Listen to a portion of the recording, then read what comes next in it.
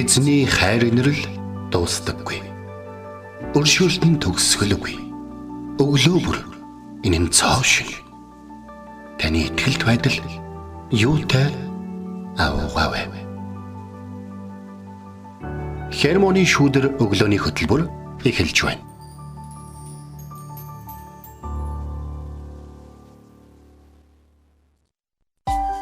Өглөөний мэнд. Өглөөний мэнд төргий. Итгэл радиогийн эфирээс Хермоны шүүдэр өглөөний хөтөлбөр эхлэхэд бэлэн болсон байна. Эфирт пастор Сайна болон хөтлөгч Оминер ажиллаж байна. Сонсогчдоо сайхан амарсан уу? Танд шинэ 7 хоногийн мэндийг хүргэе. Сүүлийн хэдэн өдрүүдэд бол их хүйтэн байгаа те. Тэгээ хүйтэн одоо байгаа нь бидний амьдрал тохиолж байгаа зүйлүүдийг одоо өөрчлөхгүй шүү дээ. Тийм ба. За тэгээд Омидо их сургуулаа төгссөнд нь баяр хүргэе. Баярлаа. Амьдралынхаа бас нэг бүлгийг дуусгаад дахин шинэ тэр эзний бэлдсэн замаар алхаж байна. Тэгээд яг энэ одоо шилжилтийн гэхүү те энэ үед энэ бүх замаар эзэн дагуулдаг учраас маш их таалрахсан тийм өдрүүд болж өнгөрлөө. Тэгээд хайртай дотны хүмүүсээ одоо би дан ганц биш миний бас ард байгаа тэдгэр хүмүүс бас хамт баярлаж, хамт хуваалцаж, баяр хүргэж те энэ зүйлсүүд бас маш их айгүй их талархсан л тийм өдрүүд өнгөрлөө. Тийм. Тэгэлгүй хаа. Тэгэхээр тэр өдөр яг талбай дээр бол одоо сургуулаа төгсөж байгаа миний дөрвөн дүү байсан байна. Тэгээд юм сурах боломжийг эзэн олгосон гэдэг нь маш чухал байдаг. Тэгэхээр дээр үуч одоо ч юм хоо. Офицеруудын сургуулийг 21-тэй, 22-тай хүмүүс залуучууд төгсөөл тий. Тэгээл тэд нар зарим нь насан туршдаа тулаанч дайчин байсан хүмүүсийг одоо удирдахаар очдөг. Тэгээд өнөөдөр бол одоо нэг жоохон онцгой өдөр шүү дээ. Тэрний үехээр түүхэн өдөр те 6 сарын 2-нд чинь 3 дугаар рейх буюу Гитлерийн Герман зүйл толгойд болсроо дайсан өдөр. Өглөөний 4 цаг. Хамгийн нэг одоо юу гэдгийг богинохон шүн. Тэгээд нар буцдаг шин маш их юм сонь юмнууд байгаа. Гэхдээ нэг ийм зүйлийг бид нэр нь бодож ойлгох хэрэгтэй байна. Тэр үед Москвагийн дэргэдэх толдаан дээр подкаст гэлөө нэг тийм офицерийн сургуульд маш залуучууд ерөөсөө яг манай Оми бараг их чинь болохоор тийм баахан залуучууд уг нь бол дайнд орох болоогүй байсан. 3 сарын дараа оруулах гэж ирсэн чинь нэг нууц одоо жигүүрийн довтлохоо Москвоор ойртож байгааг мэдээд тэр залуучуудыг яг тэр хэсгээр аваадсан. Тэр залуучууд бүгдөө офицерийн сургуулийн те оюутнууд байсан байхгүй. Тэгээд тэдний хийж байгаа тулдаан бол үнэхээр мэрэгжлийн төвшөнд ингээд болсон боловч тэд нар бүгдөө офицерууд буюу ирээдүйд олон сурсан боловсрлаараа олон хүмүүсийн амь насыг зөв удирдлагаар аврах байсан залуучууд гинтийн тийм зүйлд ороод те. Тэгээд маш эрэлхийг тулалдсан бодож маш их хохирол авч маш цөглөхний үлдсэнд нь бол Оросын ард түмэн болоод дэлхийн 2 дугаар дайнд оролцсон хүмүүс бол тэдний түүхэнд их харамсан дурсан ярьцгаадаг тийм байна. Боловсрол эзэмсэн хүн гэдэг бол үзээгүй эзэмшээгүй хүнээс бол хамаагүй мэдээж илүү байна. Энэ эртний ивэл өрөөл нь олон газар хэрэглэгдэх том одоо юу гэдгийг нөхцөл бас болдог гэдгийг одоо энийг сонсож байгаа хүүхдүүдээ сурж байгаа хүмүүс нь бас ойлгож аваасаа гэж болгосож байна. Илүү яах вэ? Тэгээд энэ өглөө хамтдаа бас Хермоны шүүдрээрээ дамжуулаад эзний үгийг бид авахар энэ өглөө хамтдаа цугласан байна те. Тэгээд энэ 7 хоног бид Колосе номоор хамтдаа суралцах болно. Тэгээд энэ өглөө хамтдаа бас зүрх сэтгэлээ үгийн цагтаа бэлтгээд эзнийг бас баяр хөөртэйгээр магтцгаая. Тэгээд та яг одоо эзний өмнөрөө зүрх сэтгэлээ бэлдээд эзэнд магтаалыг өргөөрэй.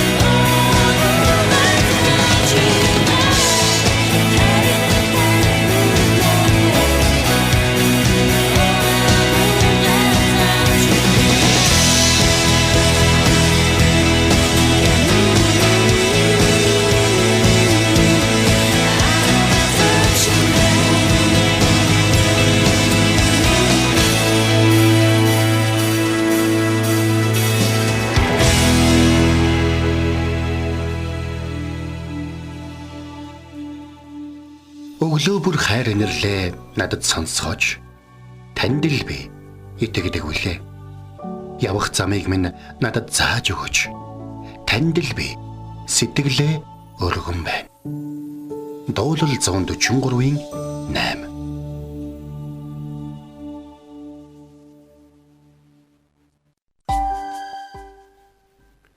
За энэ өглөө бид нэг Колосай номын 3-ын 19 дэх ишлэл.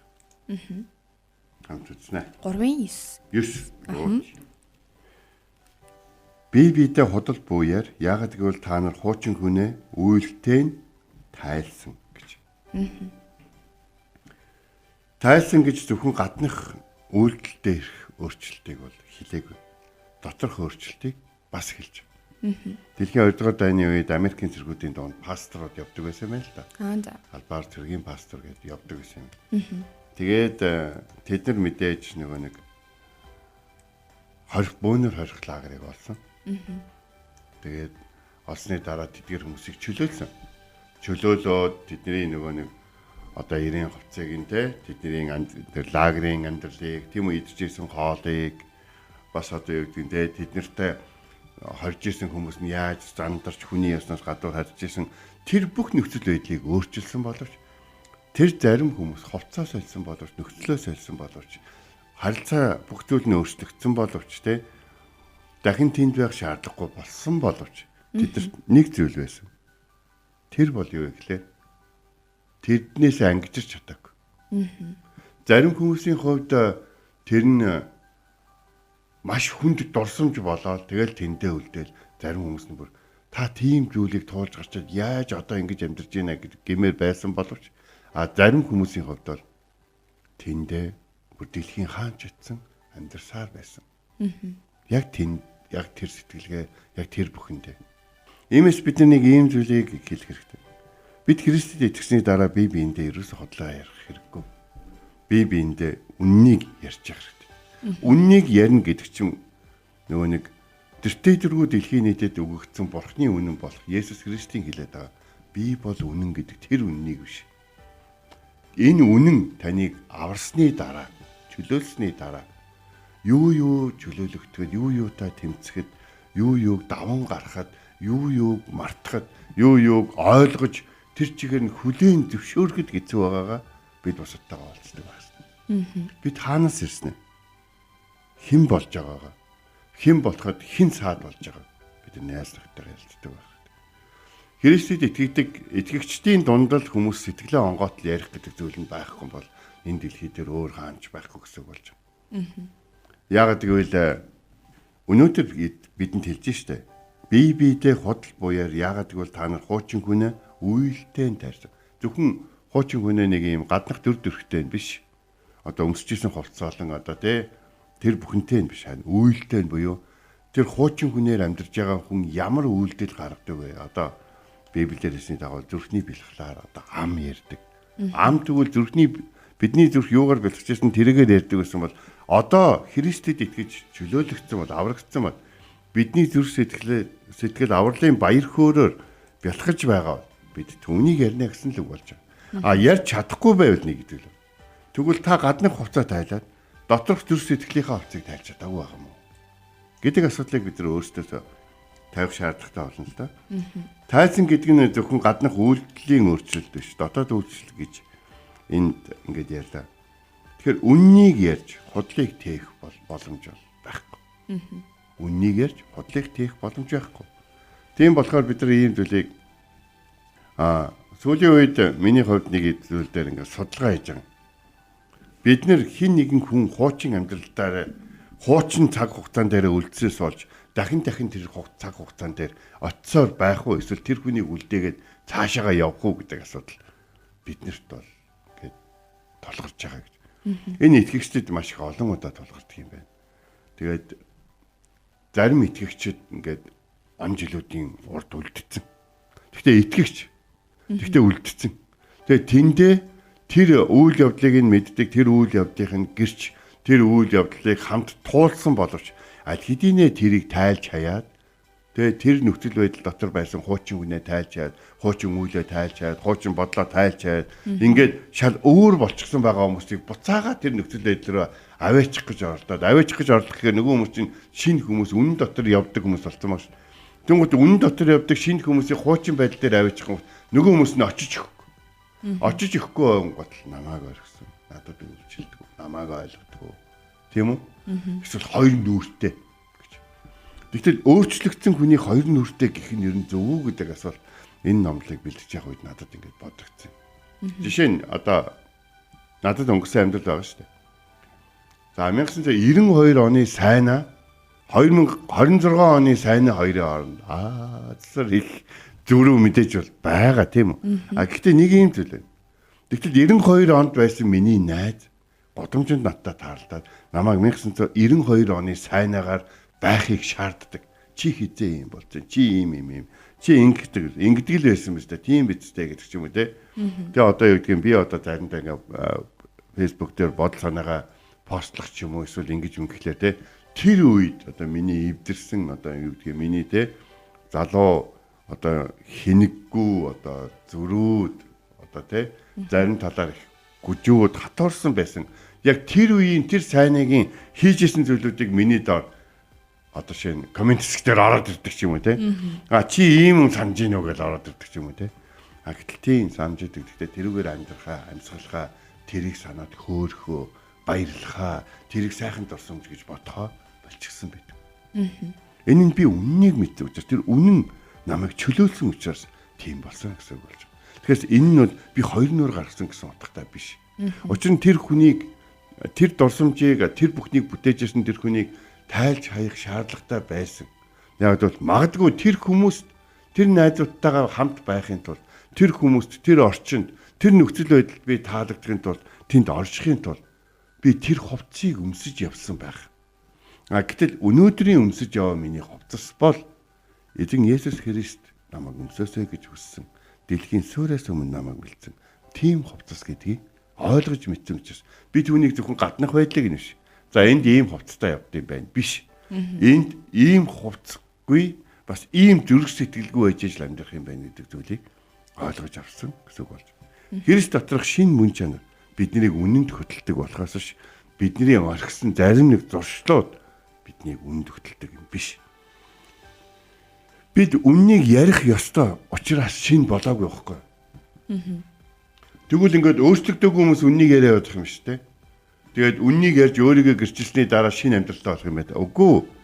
Харин бид шинэ амьдралтай шинэ болсон учраас үннийг ярьдаг байхгүй. Яг гэвэл бид өөрсдөө тайлаагүй үедээ хуучин гэдгийг мэдэхгүй. Бид тайлаагүй үедээ буруу гэдгийг нь мэдэхгүй гэсэн үг болж байна. Тэгээд би саяхан эмчилгээний гутал өмсөж үзлээ. За. Тэгээд намайг ингээд 20 минут өмсөөд явж байгаад энэ нэмлэг дотор ингээд явж байгаад хүрээд ирэхгүй. Тэгээд явж байгаад ингээд хүрээд ирэхэд би нэг зүйл ойлгосон. Шатаар өгсөний дараа өвддөг өвдөл мэдэгдэхгүй байсан. Энэ анзаарч байна уу? Тийм үү? Өвдөлт байж байгаад байхгүй болсон. Тэгвэл би дахиж өвдөхийг хүсэв. Хүсэхгүй. Мэдээж хүсэхгүй. Би гим хийсэн учраас би өөрөө ичгэвтер байдалд орж, хайртай хүмүүсээ ичгэвтер байдалд оруулж, тэгээд эсвэл тэр нь илрээгүй бол би тэрийг нуух гэж зовлон, зүдгүүр, зовиортой, дарамттай амьдарч ирсэн бол одоо би гаднахаач, доторхооч тайлсаа дараа яах вэ? Тэр бүхэн байхгүй болно шүү. Зарим тохиолдолд танаа тэр хин чин тэгсэн гэж ингээд тэгэхэд тийм тэрнийгээ биднэрт ярьсан. Ер нь бол яриад тэгээ бид хамт залбираад ингэж. Тэгээ та нар гимтээ нэвдэрсэн юм уу? Үгүй бид нар түүний харамсал болон гимшлийг хүлээж авч түүнийг бурхан өршөөж тэр дахин түүнийг хийхгүй тулд таашаага амьдрч чадна гэдэгт нь бид нэр итгэсэн юм. Энэ бол Христ итгэлийн амьдрал. Тэгэхээр тайлсан гэдэг бол гэдгийг энд өөрчлөгдсөн цаг дээр бас өнгөрсөн цаг дээр бичсэн байгаа. Та нар яагаад гэвэл хуучин хүнээ үйлдэл нь тайлаад шинэ хүн өмсөө биддээ тайлсан гэж хэлсэн. Тэгэхээр тайлсан гэж биднийг итгэж ярьж яхад нь одоо ингээд бид хоёртой нэг хүн ярьж байгаа да. За та хоёр бол Христэд итгэгчтэй хүмүүсийн одоо жишээ. За сайнаа гэдэг ингээд ярьсан би ч өөрийгөө яг итгэж хэлж чадахгүй шүү. Зарим хүмүүс яг ингэдэг. Тэгэхээр зарим хүмүүс өөрийгөө яг тайлсан шинэ амьдралаар амьдарч яваа гэдгийг итгэдэг. Худал яриад, хоёр нүур гаргаад, уур хилэнтэйгээр амьд. Тэгээ гим нүглийг нууж шинэ хувц өмссөн юм шиг амьдрна гэдэг нь шинэ хувц өмссөн ч усанд орохгүй яваад байгаа да яг адилхан гэсэн үг л байна. Тэгэхээр нэг зүйлийг ойлгож байна. Энэ хідэж өөрөө тайлагдахгүй зүйл байхгүй. Өөрөө ингээд тий төвчнөд тайлагдаад ингээд өөрөө тайлагдаад унцдаг. Тэгэл өөр хувц хийсч ирээл ингээд тэгдэг юм биш байхгүй. Энд ингээд тавчаар нь чи өөрөө тайлах хэрэгтэй. Давчилж явах үедээ яагаад тэрийг давчилсан бэ гэдгийгээ санаж буцаагаад тэр давчнуудыг тайлж явах үедээ чи өөрөө тайлаад тэгээд чи өөрөө шинийг нь өмсөх хэрэгтэй.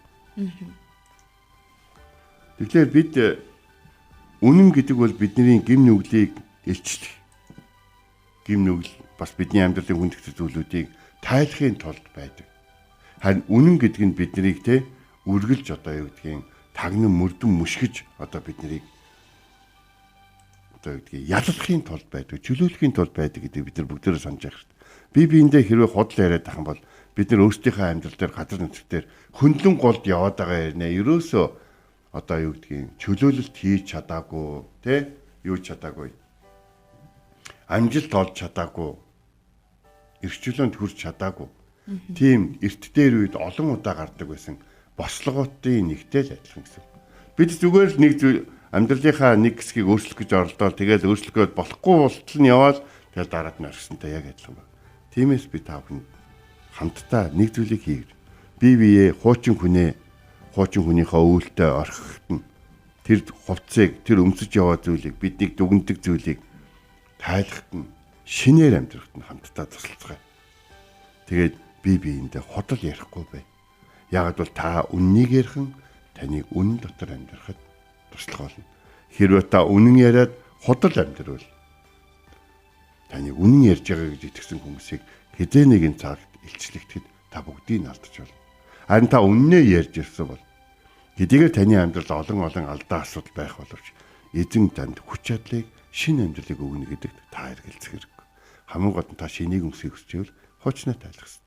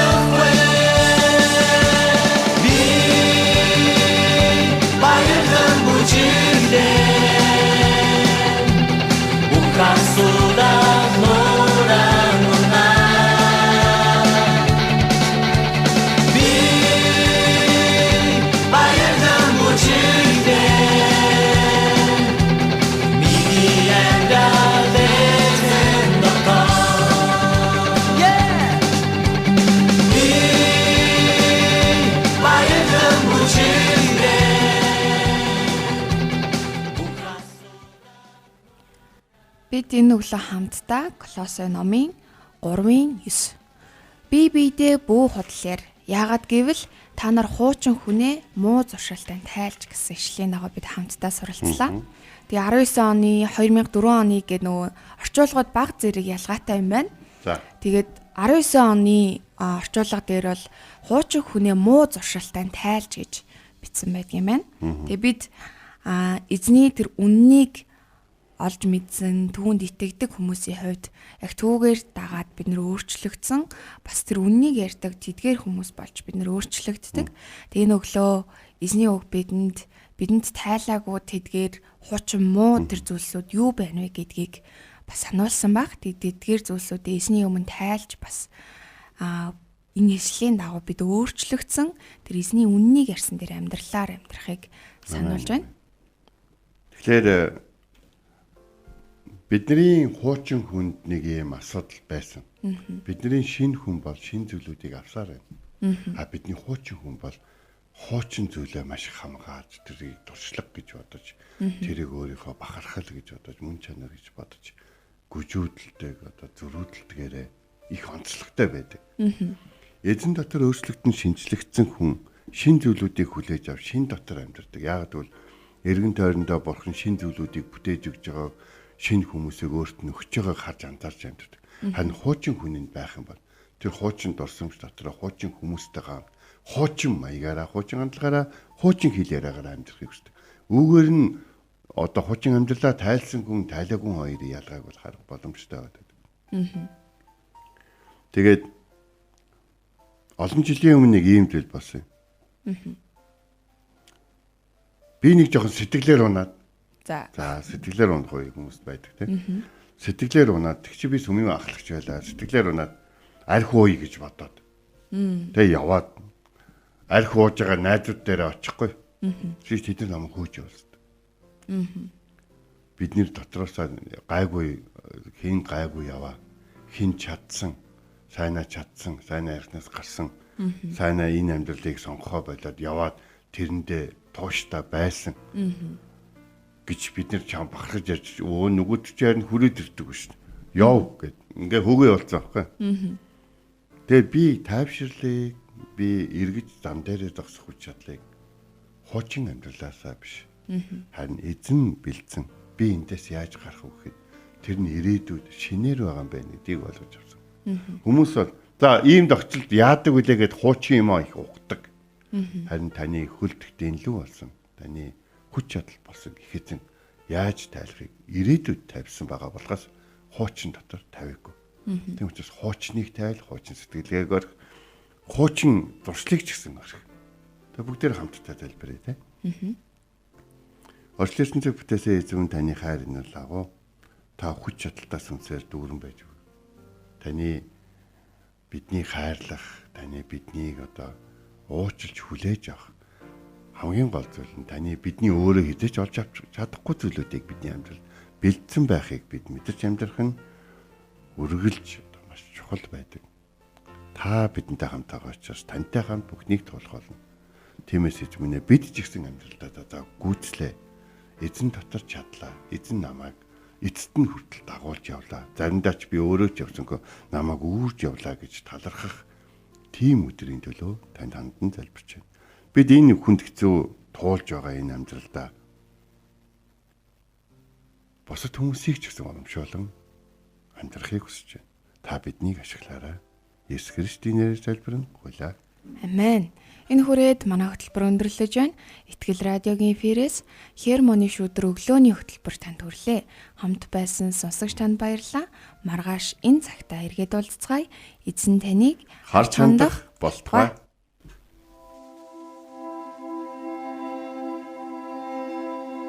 Эзэн зүрхийг чинь Бурхны хайр ба Христийн төвчөрт чиглүүлэх болтугай. Хермоны шүдэр өглөөний хөтөлбөр танд хүрлээ.